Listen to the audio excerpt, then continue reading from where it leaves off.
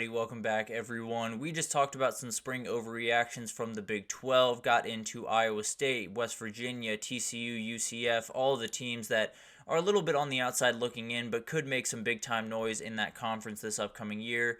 But let's talk about College Football 25. It is officially reveal day. Everyone thought it was yesterday, and then they pushed it back to today. And doesn't mean we still didn't get a ton of stuff yesterday that was very, very interesting to look at, but it feels like today at 11 a.m., right after the show ends, in fact, very frustrating for me, but it's going to be a onslaught of very, very cool things coming out of this game. Gameplay, a trailer, seeing some of the traditions in this game, a lot of stuff coming today. But let's break down what came yesterday, because there was a big time release, especially with the cover. This is something that I'm sure a lot of you guys have seen throughout the last couple of days.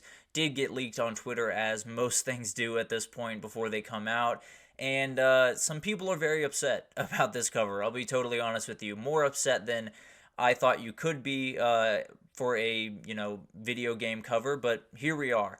I don't necessarily fully understand it, and I'll break down kind of why for each player, but Quinn Ewers has been getting a little bit of blowback. I've noticed him being probably the least of the three, but definitely still getting some pushback on him. He's one of the best quarterbacks in the country. There's no question about that. I understand if some people are not as high on him as I am. I fully get that, but he is one of the best quarterbacks in the country. He does play for Texas, which is one of the biggest brands in all of college football.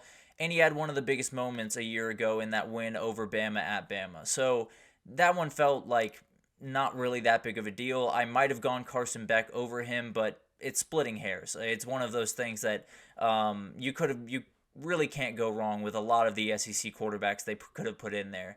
Then you have Donovan Edwards. He's been getting a lot of pushback. People are not too happy about Donovan Edwards being in this game, but the reality is he was the best player on the football field for the most important game a year ago. He was the MVP of the national title game, scored 2 touchdowns, over 100 yards rushing in that game, and is set to take that next step. With Blake Corum walking out the door, this is not only one of the best players on Michigan's roster, one of the best players in all of college football, especially at the running back position. So I don't think that one's that crazy either. And then finally, Travis Hunter.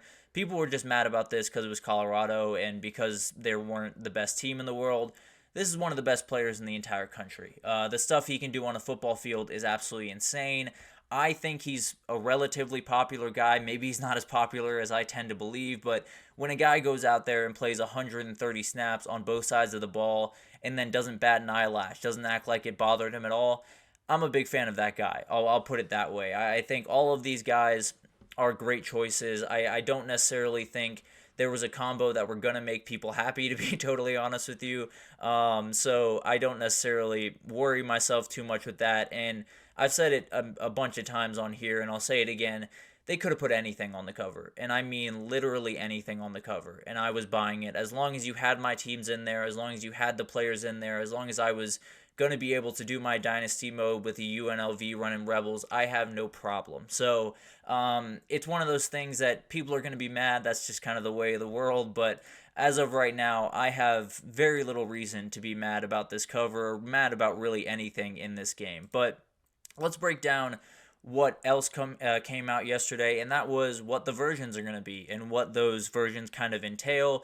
The standard version, as you can imagine, is the bare bones normal version of this game. You get the normal gameplay. You get to pick one of the athletes with the cover to start with in a dynasty mode.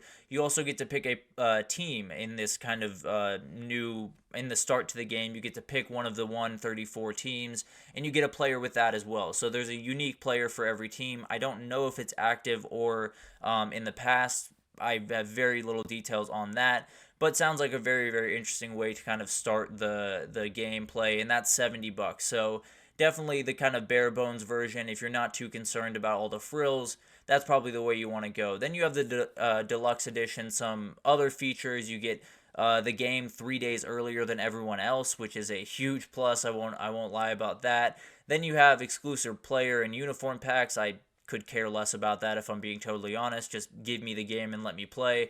4,600 college football points. Again, That's an Ultimate Team thing that I don't much care about. And then all of the features that come with the Standard Edition, of course. And then the MVP version is one that is very interesting. You get a combo between College Football 25 and Madden 25, two games that a lot of people are going to buy anyway, so you might as well get the bundle while you can. You get both games early access on College Football 25 and a couple more features that, again, I could not care less about. It's other uniforms, it's other, weird stuff that doesn't concern me, to be totally honest with you. And you get all the features of the deluxe edition, and that's $150. So overall, the pricing pretty good to me. I think it makes a lot of sense. I think when you look at especially that deluxe version, you get a lot of really cool things. Obviously, you don't want to be giving up $100, but I'm gonna do it. I'm gonna buy into this game, and I'm gonna absolutely love it. And no matter how much people talk down on it, I'm going to love it. But one of the things that has gotten people a little bit up in arms, and something I touched on a little bit, was Ultimate Team is going to be in this game, and some people are not too happy about that. Frankly, I don't care. I think if I don't want to play it, I just won't play it. I don't necessarily think it hurts the game by any means, but there were some people that are big-time Madden guys that were not too happy by any means. But being able to play GM in college football could be a fun thing for some guys, being able to kind of mess around with the team and bring in some players that you love from other teams to be on your squad is a very interesting thing. Not necessarily something that I'll utilize to a high degree, but definitely something that I'm sure a lot of people are excited about. But that's the news that we got yesterday. But there is tons more coming today. It feels like today is the big time day. We're going to get a big time trailer coming out with tons of different tidbits. We saw Mike the Tiger on that cover for that trailer, and definitely going to be very, very interesting. It looks like the graphics are just absolutely incredible. I don't know what other details are going to come out, but frankly, give me whatever you can. I don't care if it's a hype video. I don't care if it's a cool picture. I don't care if it's a tease, a rumor, or whatever it is. Give me all of it. I want to consume this game to the nth degree. Give me everything that you have about this game, whether it's true or not, whether it's, confirmed or not. I don't much care. I just want, more and more details. So I'm definitely going to be very much enjoying my afternoon, looking at all of this stuff, getting excited about this game, and I'm sure a lot of you will as well.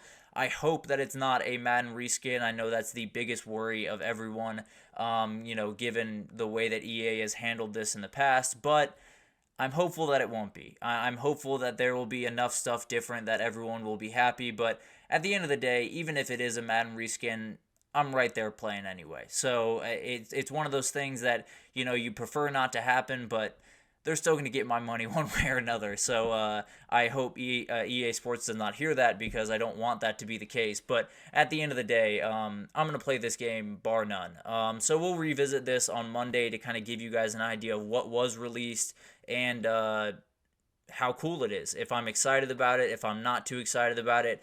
As you can tell, I'm probably going to be pretty excited about it. But it's going to be a really, really fun day. So strap in, get your Twitter going, definitely have the updates roll in, and kind of just enjoy this, because now we have to wait probably another about 2 months to get the game. July 19th is the official release date for it, so we're going to have to wait a little bit. But consume all the content you can today, consume everything you can today, because you might just have to hold on to it for a little bit before we get this game in all its glory. But that'll do it for this edition of the GSMC College Football Podcast, brought to you by the GSMC Sports Network.